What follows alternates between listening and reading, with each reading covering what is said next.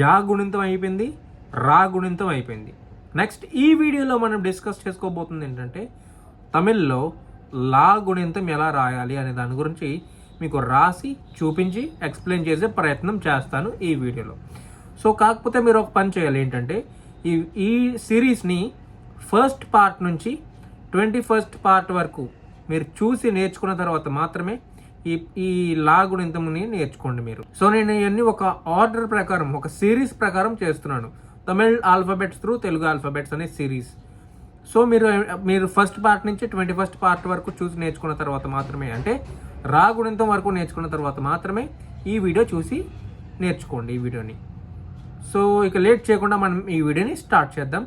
నేను రాసి చూపిస్తాను లా గుణింతం ఎలా రాయాలో, మీరు చూసి నేర్చుకోండి. సో చూడండి, రాస్తున్నాను. లా లా ఇది లా, ఓకేనా. నెక్స్ట్ లా లా లా ఇది లా, ఓకేనా. నెక్స్ట్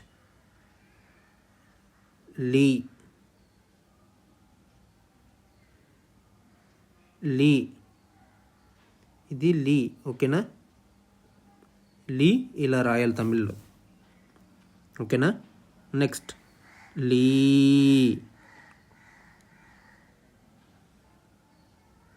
లీ లా లా లీ లీ, ఓకేనా. నెక్స్ట్ లు లు ఇది లు. నెక్స్ట్ లు లు ఇది లు, ఇది లు, ఓకేనా. లు లు. నెక్స్ట్ లే లే. నెక్స్ట్ లే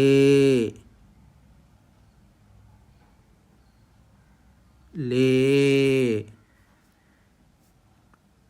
నెక్స్ట్ లై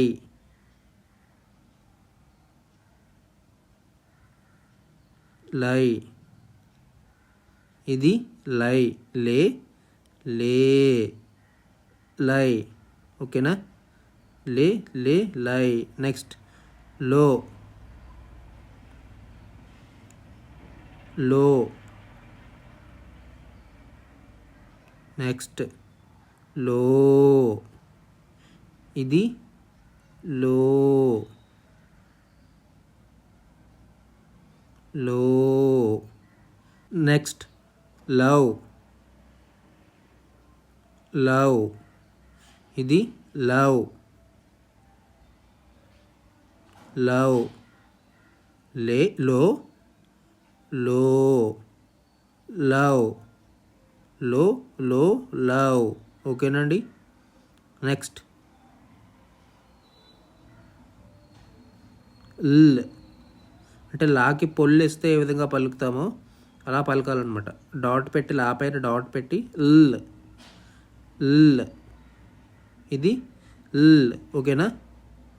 సో చూసారు కదా ఫ్రెండ్స్, తమిళ్లో లా గుణింతం ఏ విధంగా రాయాలి అని. కష్టమేమి ఉండదు, ప్రాక్టీస్ చేస్తే ఈజీగానే వచ్చేస్తుంది.